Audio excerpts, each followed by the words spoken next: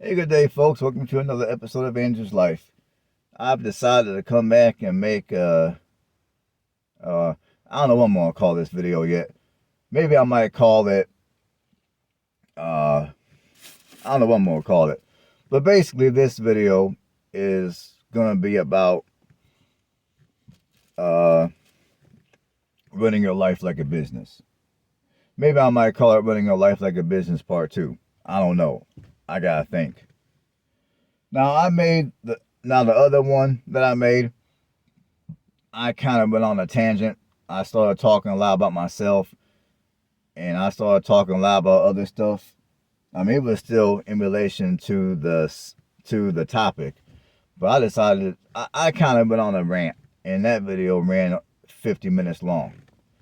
Now, in this video, I'm gonna try to keep it short and sweet and simple. This video is gonna be more or less of some advice that I'm taking myself. I'm not gonna do a whole lot of ranting on this video. I'm gonna try to keep it a lot shorter and maybe a little lighter and a little bit less cussing. On my other video, I got excited. It was what it was. But anyways, let's get into it. Now, as far as running your life like a business, now for starters, I'm pretty sure many of you may have heard about the book You Incorporated. The author of that book is Ines Temple, who was a career transfer trans trans who was a career expert and a best-selling author. And yeah, he's got a book called You Incorporated out here. You know, I read it back in the day when I was super broke, back in the late 2000s, back when I was in my 20s. And basically, the book is about managing your career like a business. And what I what I've decided to do over the years, and what I suggest all of you do, is to take that philosophy and incorporate it into your life. I mean, I don't care if you're running an actual business. I don't care if you're working a 9 to 5. I don't care if you ain't doing shit at all. I mean, yeah, you're not doing nothing at all. We all need to take our life and run it as if it was a business. What do I mean by that? Here's what I mean by that. And I'm going to use myself as an example because that's the best way that I can explain what I'm talking about here. Like, now you guys know that I've been wanting to. Now, for those of you that have been following my channel, my plan initially back a few months ago was to stay here in Indiana for 6 months out of the year, and then go back to Alabama for the other 6 months. I don't know if I discussed that in detail or not, but if I didn't, that was my initial plan when I bought this house here in Indiana.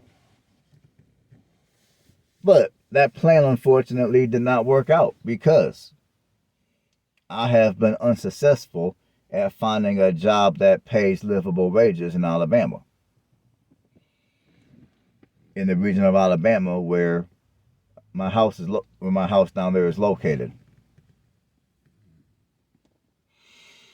So that's why I'm still here in Indiana in the middle, in the middle of winter. Now, fortunately, the winter up here so far has not been bad. But the point of the matter is, my plan was to be down there, not up here. But I'm up here because financially, the jobs up here pay better. And it was a lot easier for me to find work up here. I mean, when I started looking for jobs here in Indiana, I found my current job within one day. One day. That's it. That's all it took. I I filled out the application the evening before. No, I filled out the application the morning before. The next morning, I had an interview, and on that morning, I got the job. So I say all this because when it comes to when it comes to running your life like a business, it's not about, it's not going to always be about what makes you happy. It's not going to always be about what you want. Like I told you, I'd rather be in Alabama right now, but I'm up here in Indiana because my money is a lot better up here at this point. I'm able to make the money necessary to pay my bills and do a few extras. Have enough money to travel around to work on this channel, to make all the driving around videos that I put on this channel. That costs money. Now, if I was in Alabama right now, I highly doubt that I would be working. Or if I was working, I would have been making a lot less money. And there's a good chance I would have been struggling financially.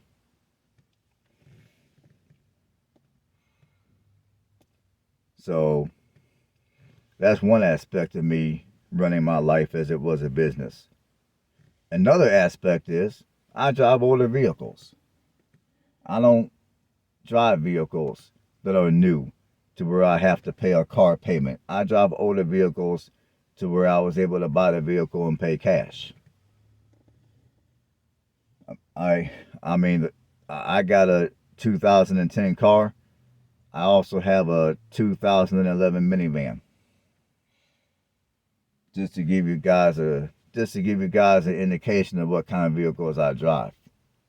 I don't have any credit cards. I do not splurge on new clothes.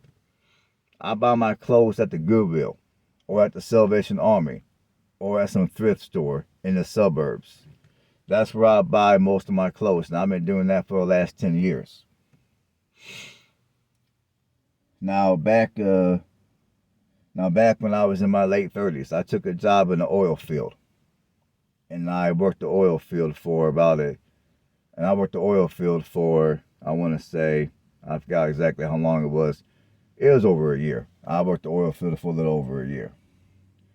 Now, a year is not long, but it was long enough for me to save up a shitload of money to where my whole life would change for the better once I left. Because my overhead, even when I went to the oil field, was relatively low. Now, before I went to the oil field, I paid off my house.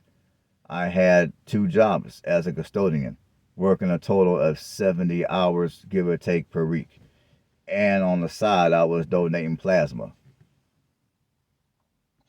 So I took that extra money, threw it on my mortgage, and technically it wasn't a mortgage because I was buying the house on land contract, but I took that money, threw it on the house, and I paid off the house early. And it was a wonderful feeling to have that house paid off. And just to make sure that they got the money, I drove all the way to Chicago where the sellers were. I gave them that money, and then I got the deed in the mail. Good feeling. But anyways, and ever since I paid that house off, which was back in 2017, I never, ever, ever again entertained another mortgage. So at this point, I don't pay car payments. I don't do car payments. I don't do credit cards. I don't even do mortgages. I don't do rent. The house I'm in right now in Indiana, I brought and paid cash for. The house I own in Alabama, which I have for sale, not that I'm trying to brag, but I brought that house and paid cash too. Now my houses, just like my clothes, just like my cars, they're not the biggest houses in the world. They're not the fanciest houses in the world. I mean, both these houses are basic. They're nothing special. Nothing that you're going to find in some type of home improvement magazine or channel. None of that. They're, for the most part, they're basic, regular, single family homes.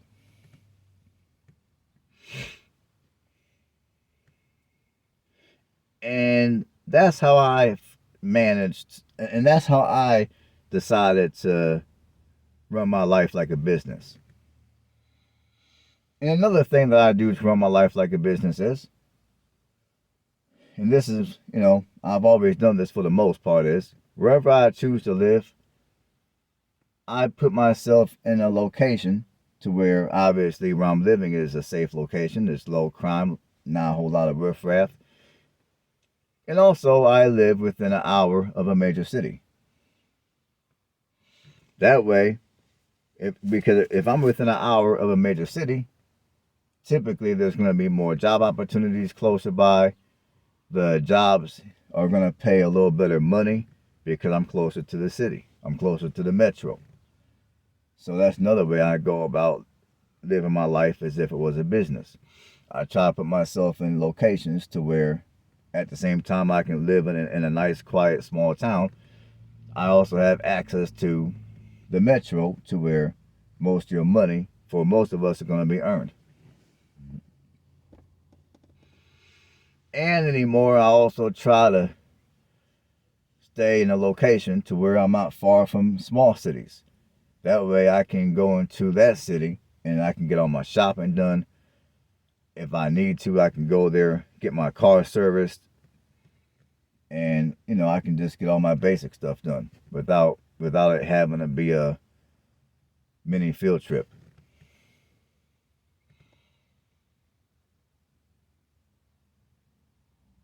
And when it comes, so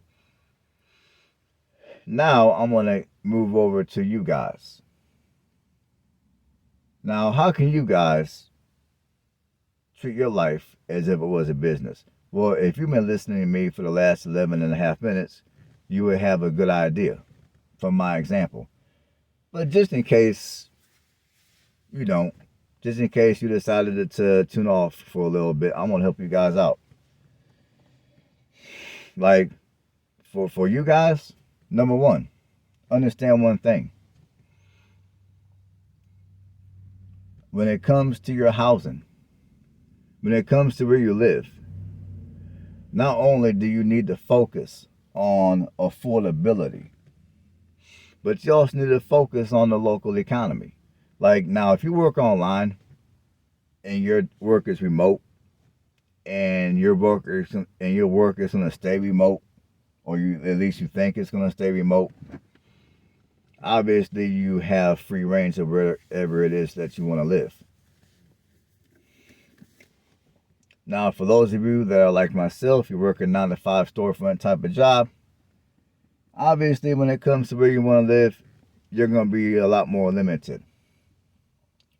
But rather you do remote work, or you do if you do a 9-to-5 type of deal like I do, obviously wherever you choose to live, for starters, you need to pick an area of the country to where the economy is doing well. It ain't gotta be the best economy, but don't pick a place where there's no jobs to be had. Don't pick a place to where the only jobs that are available are paying $11 an hour. That would be irresponsible. But pick a place to where the jobs will pay at least a livable wage. Like whatever your finances look like for you or your family, pick a place to where the jobs in the area are going to pay you enough to take care of yourself, and if you got a family, be able to take care of your family as well. So, and many of us can no longer afford to live in a city. Most of us don't have the funds to live in the suburbs.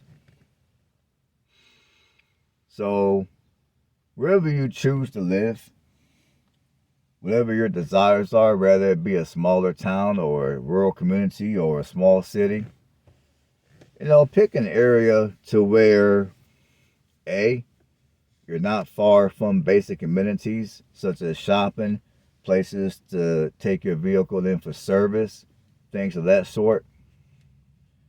And also pick a place, like if you work a 9-to-5, pick a place that's within an hour of a metro area. Now, even though your 9-to-5 might be in your small town, or it might be in the small city that you choose to move to, there's always that chance where you can lose your job. And if you lose your job, just to improve your chances of being able to get a job quicker and still make the money that you need in order to survive, your best bet is going to be to move somewhere to where you're no farther than an hour outside of the metro.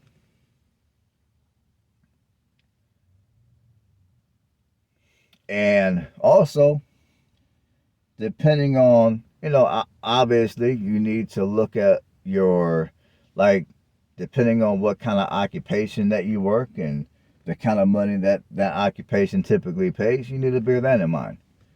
Like, for an example, if you've always if you're the kind of person that makes your living off of factory work, it's going to be a bad idea to move to Florida, because not only does Florida not have a lot of those type of jobs, but even if they did, the pay is going to be low as hell. And the cost of living in Florida, as you all know, is going to be crazy expensive. So, for an example, if you've always done factory work as means of an income, you're not going to want to live in Florida. Instead, you're going to want to live somewhere in Ohio or Indiana, or maybe even in parts of Pennsylvania.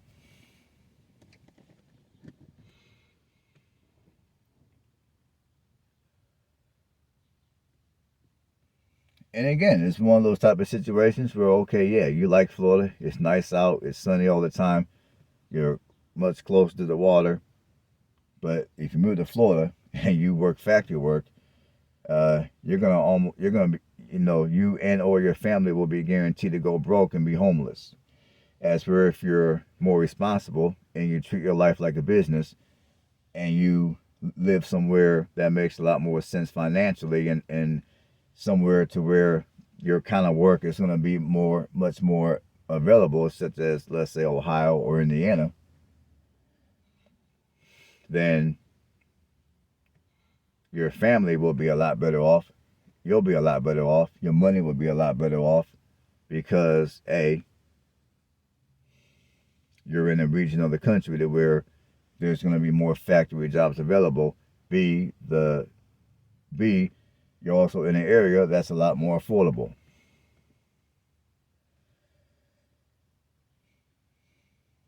Now, granted, if you were working a white collar, if you're a white collar, and even then, depending on what white collar work you do, okay, you know, your money might be a little better, and you may be able to afford somewhere a little bit more expensive.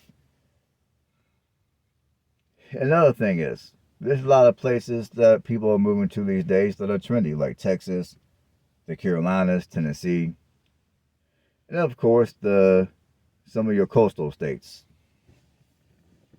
and some of your places out west, like Arizona and Colorado. Again, before you move to those type of places, I mean, I don't care how many people are moving out there. I don't care how good those places might be. I don't care how happy you're going to be out there or you think you're going to be out there. I don't care about any of that stuff. Again, before you move to any of those places, again, you need to look at the affordability factor. Like, you also need to look at the occupation that you're working. Kind of like the example I gave you a second ago about the factory work. I'll give you another example. Again, if you're a blue collar worker and you already know that the average income for your job is going to be not much higher than, let's say, 55 a year, I would say anymore, you're not even going to want to live in Tennessee or in the Carolinas. Like all them little trendy places out here, if you're making, let's say, 55 a year. Now, there was a time when 55 a year was a good salary. Now, 55 a year now, unfortunately, does not go near as far as it did back even 10 years ago. So if you're making 55 a year, again, you're not going to want to live in any of those trendy states that I named off a second ago. You're going to most likely be better off in one of these boring flyover states like Indiana, Ohio, Oklahoma, Missouri. You know, I mean, I think you got, maybe even Iowa. I think you guys get the point. So if you're making 55 a year, basically what I'm trying to say is you're going to be better off living in one of these boring flyover states that nobody talks about, that many people don't really want to move to. But for those who are smart, they move to some of those flyover states because they know A, they'll be able to afford a much better quality of life. B, as long as they're good with their money, or they at least got some sense with money, the probability of them and or their family ending up in the streets will be far lower, because in many of your flyover states, your cost of living is going to be a lot more affordable. And also, you're going to get a lot more bang for the buck when it comes to housing, whether you're owning or you're renting. So you'll live a better quality of life, and you'll lessen the chances of ending up in these streets. If your job pays, let's say, 55 grand a year or lower, as opposed to moving to some of these more trendy locations to where everything is more expensive. I mean, yeah, the economy might be good. It might be easy to get a job. But once you have that job, everything's going to be so expensive that you're going to have to go get you a second job.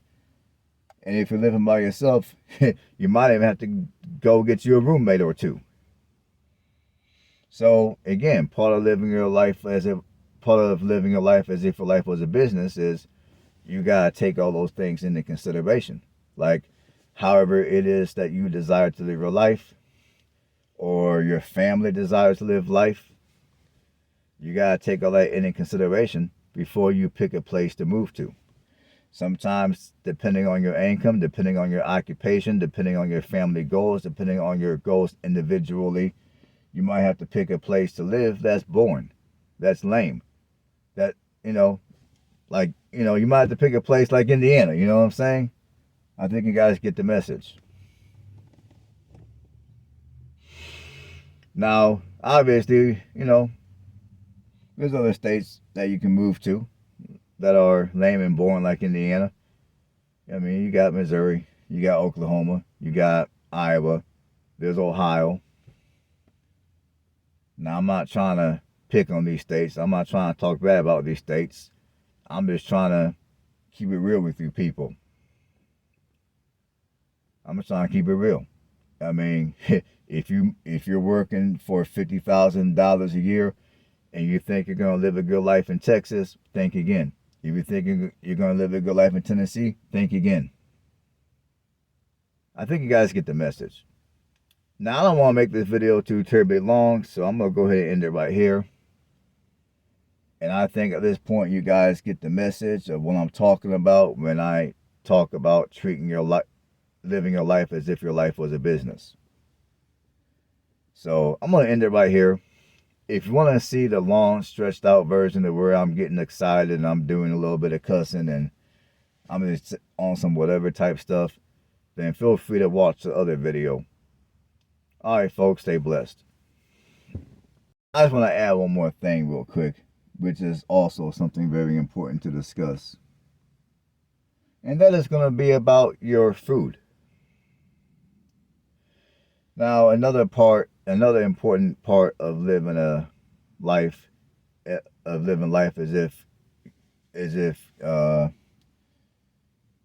another part of living a life as if your life was a business is, I said it wrong, but you guys get the idea, is your food. Now, if you're the kind of person that's used to getting up and just gathering up your stuff to go to work, not eating no kind of breakfast, you're going to just stop off at the McDonald's drive-thru and get you a breakfast sandwich or two or whatever the case might be. Or if you're the kind of person that, you love your Starbucks coffee, you're going to stop off at the closest Starbucks, get you a cup of coffee and keep it pushing. You see, part of living your life as if your life was a business is you're going to, in order to maximize your financial abilities, you're going to have to give that up.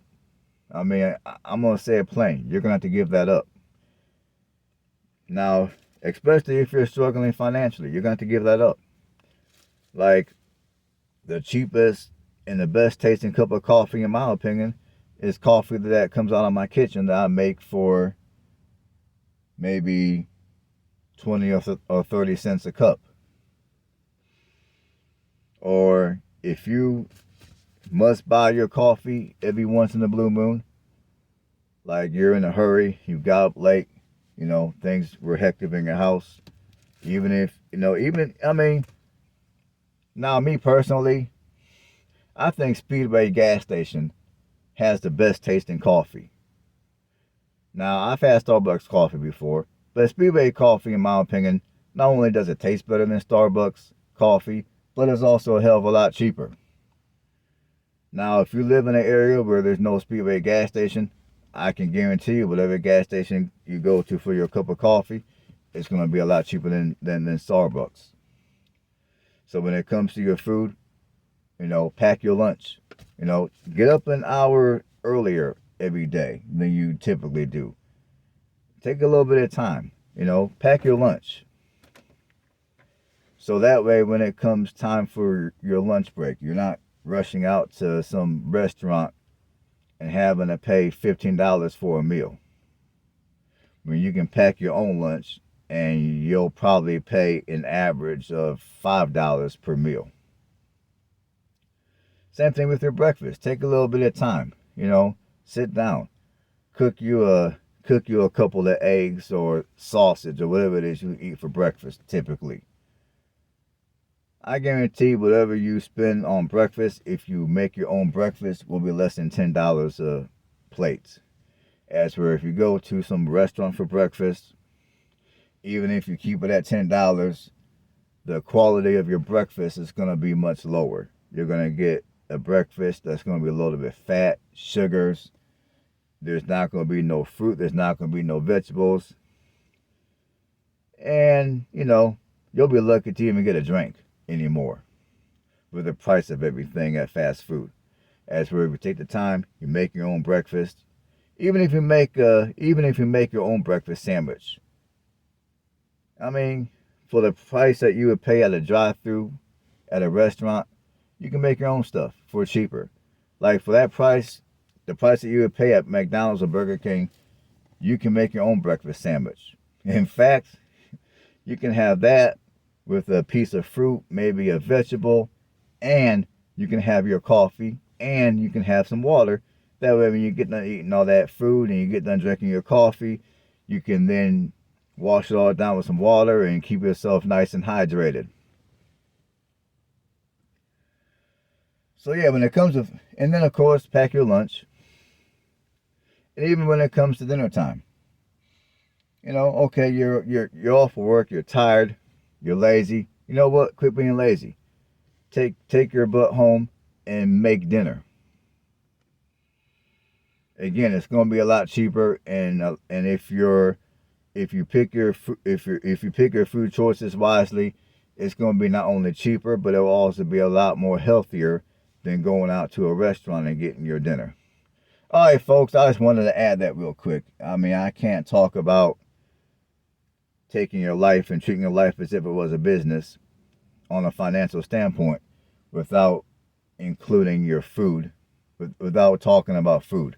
Because at the end of the day, we all got to have food in order to survive and stay healthy, along with housing and transportation to get to and from our jobs, most of us. All right, folks, I'm going to end it right now. I'm going to end it right here. Stay blessed.